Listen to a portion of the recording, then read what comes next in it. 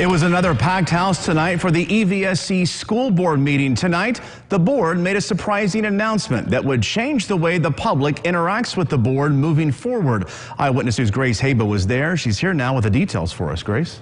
Braden, members of the public have been calling on the EVSC school board for months now, asking them for better communication, and tonight the board responded, announcing that they will start holding public meetings to give members of the public the chance to speak to them about matters that don't fall under the meeting agenda. The announcement took many people at the meeting by surprise. Board President Jeff Worthington says there is no official date yet for when the meetings will begin, and he did not say where they will take place. Charlie Berger is a member of the public who has been addressing the board at meetings for months now, calling for more transparency. To him, this announcement is a small step in the right direction.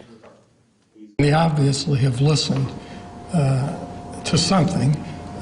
That they are changing their format. Now they're going to go out and listen to the public.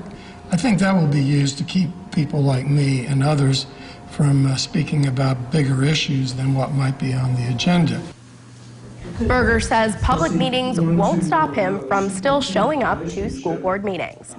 Currently, those who speak at the school board meetings are only given 3 minutes of time to address the board. So when someone from the public actually addresses the board, will the board respond or ask any questions? So as it stands right now at the school board meetings, the board is not obligated to do so. I've seen it multiple times where they do engage with the speaker, but no, they are not obligated to respond to them. So maybe that will change with these public meetings. Very interesting. Keep us updated. Thanks a lot, Grace.